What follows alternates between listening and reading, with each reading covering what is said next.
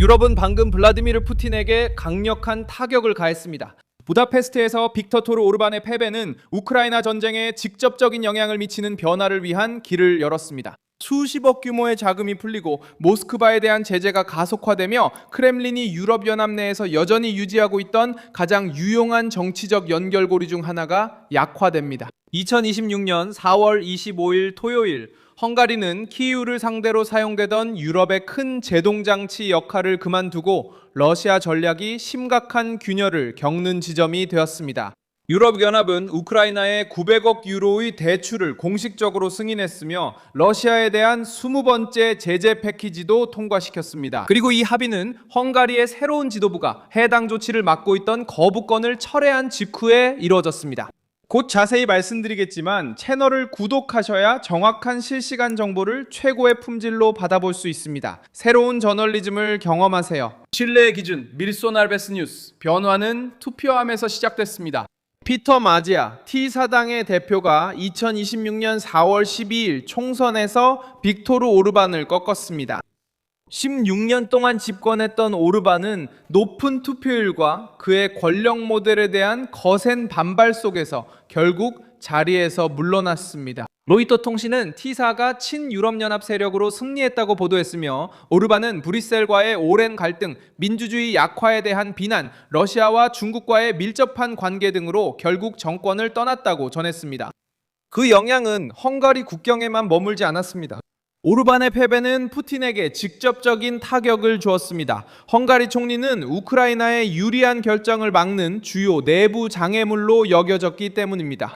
수년 동안 부다페스트는 지원 패키지를 막고 제재를 지연시키며 양보를 강요하기 위해 거부권을 행사해왔습니다. 이제 마자르가 정치적으로 주도권을 잡으면서 그 구도는 힘을 잃습니다. 그리고 헝가리의 방해가 약해지면 유럽연합은 속도를 내게 됩니다. 첫 번째 신호는 빠르게 나타났습니다. 2026년 4월 23일 유럽연합은 우크라이나에 900억 유로의 대출을 공식적으로 승인했고 러시아에 대한 20번째 제재 패키지도 통과시켰습니다. 로이터 통신은 이 자금이 약 3분의 2를 충당할 것이라 보도했습니다. 이는 유럽연합이 러시아에 맞서야 함을 의미합니다. 이 자금은 군사와 필수 서비스에 나뉘어 할당됐으며 헝가리의 거부권 철회 후 합의가 이뤄졌습니다. 부다페스트에서 유럽연합이 러시아에 대한 제재 비용을 지불했습니다. 이를 막는 것이 결정적입니다. 푸틴의 전쟁은 하루아침에 끝나지 않습니다. 하지만 모스크바가 유럽 내에서 정치적으로 숨 쉴 수 있게 해주던 구조는 충격을 가져왔습니다. 오르반이 신뢰할 수 있는 장벽이 아니게 되자 유럽연합은 내부 방해를 덜 받으며 자금을 집행하고 제재를 승인하며 우크라이나 통합을 논의할 수 있게 되었습니다. 유럽연합 이사회는 900억 유로의 대출이 2026년 2분기부터 집행될 수 있다고 밝혔습니다. 키이우에게 이 자금은 매우 중요한 시기에 도착합니다. 우크라이나는 국가 운영을 유지하고 기본 서비스를 제공하며 국방을 지원하고 군수 생산을 확대해야 합니다. 유럽의 지원 패키지는 단순한 재정 지원이 아닙니다. 이 패키지는 브뤼셀이 전쟁에 대해 더 많은 책임을 지고 있음을 보여줍니다. 마침 모스크바가 서방의 피로감을 노리려 할 때 블라디미르 푸틴의 계산은 단순했습니다. 유럽이 분열하고 지치고 물러나기를 기다리는 것이었습니다. 오르반의 패배는 그 반대를 보여주었습니다. 헝가리는 군사력은 약했지만 모스크바에겐 정치적으로 엄청난 가치를 지녔습니다. 오르반은 위협이 되지 않았습니다. 그의 영향력은 다른 곳, 즉 유럽연합 협상 테이블에 있었습니다. 그는 결정을 지연시키고 변화를 요구하며 거부권을 행사하겠다고 위협하고 우크라이나에 대한 모든 지원 패키지를 느린 논쟁거리로 만들 수 있었습니다. 푸틴에게 이것은 금과도 같았습니다. 각각의 지연은 시간을 의미했고 각각의 거부권은 소모를 의미했으며 브뤼셀에서의 내부 싸움 하나하나가 러시아의 선전도구가 되었습니다. 이제 이 도구는 흔들렸습니다. 마자르는 헝가리를 우크라이나에 대한 직접적인 군사지원 기지로 만들 의지가 있는 지도자로 보이지는 않습니다. 하지만 그는 이미 판도를 바꾸는 무언가를 대표합니다. 크렘린에 덜 복종하고 유럽연합과의 관계 회복에 더 관심을 가지는 헝가리입니다. AP통신은 마자르가 의회에서 압도적인 다수를 차지한 후 민주주의 제도를 회복하고 부패에 맞서며 오르반의 정책을 뒤집겠다고 약속했다고 보도했습니다. 그리고 여기서부터 상황이 더 심각해집니다. 오르반은 두려움, 정치적 통제, 그리고 브뤼셀과의 대립을 이용해 자신의 권력을 구축했습니다. 이런 태도는 유럽 단결을 약화시켜 크렘린궁을 기쁘게 했습니다. 블록 내부의 정부가 러시아의 이익에 가까운 주장을 반복할 때마다 모스크바는 선전 무대를 얻게 되었습니다. 유럽이 분열되어 있고 우크라이나가 고립되어 있으며 제재는 미래가 없다고 말할 수 있었습니다. 헝가리의 패배로 그 선전 무대가 흔들렸습니다. 헝가리의 패배 이후 크렘린은 그 손실을 축소하려 했지만 드미트리 페스코프는 모스크바가 마기아르에게 축하를 보내지 않을 것이라고 말했습니다. 왜냐하면 헝가리는 러시아에 대한 제재를 지지함으로써 적대적인 국가로 간주되기 때문입니다.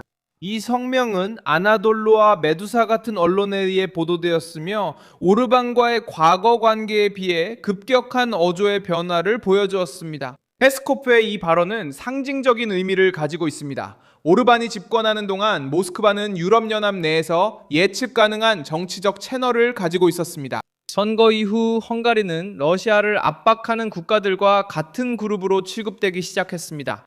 크렘린은 마기아르와 실용적인 대화를 유지하려고 시도할 수 있지만 더 이상 주도권을 쥐고 있지 않습니다. 유럽의 발목을 잡던 조각이 이제는 중심에서 벗어났습니다. 이 변화는 에너지 분야에도 영향을 미칩니다. 수년 동안 오르반은 헝가리의 러시아산 석유와 가스 의존을 옹호하며 이 문제를 브뤼셀에서의 저항을 정당화하는 데 사용했습니다. 최근 드루즈바 송유관을 둘러싼 분쟁은 우크라이나에 대한 대출을 막는 논거로 사용됐습니다. 석유 공급이 재개되고 부다페스트가 반대를 철회하자 유럽 패키지는 진전을 이뤘습니다.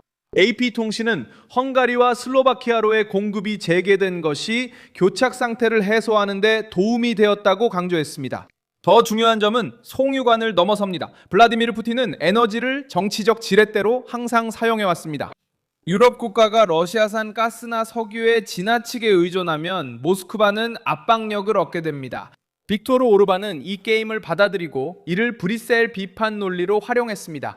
마기아르와 함께라면 이런 의존이 곧 사라지진 않지만 정치적 태도는 달라질 수 있습니다. 헝가리는 유럽연합 내에서 방패가 되지 않으면서 러시아와 협상할 가능성이 높습니다. 오르반의 패배는 러시아의 내러티브에도 영향을 미칩니다.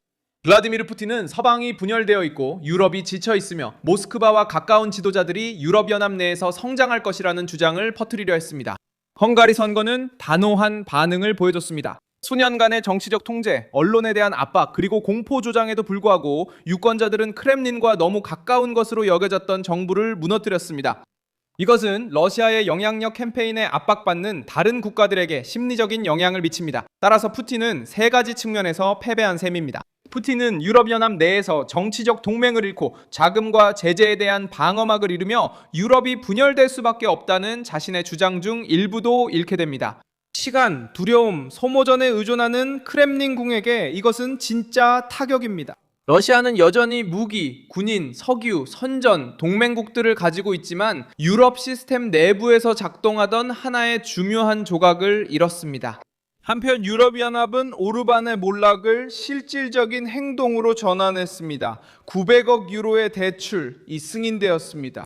20번째 제재 패키지가 진행되었습니다. 이 조치들은 금융부문, 에너지, 불법 석유 운송에 연관된 선박, 그리고 제재를 우회하는 데 사용되는 네트워크를 겨냥하고 있습니다. 유럽연합 이사회는 이번 조치의 목적이 러시아의 전쟁 경제에 압박을 가하고 우크라이나에 유리한 조건을 제공하는 것이라고 밝혔습니다. 핵심 사실은 푸틴의 전쟁이 유럽 정치 무대에서 더 어려운 국면에 접어들었다는 점입니다. 왜냐하면 그는 유럽연합 내에서 가장 중요한 지름길 중 하나를 잃었기 때문입니다. 오르반의 몰락은 자금을 풀었고 제재의 길을 열었으며 러시아의 영향력이 선거에서 패배할 수 있음을 보여주었습니다. 유럽 내에서 모스크바를 보호하던 봉쇄가 심각하게 무너졌습니다. 키이우에게는 안도이고 브뤼셀에게는 진전이며 크렘린에게는 어두운 경고입니다.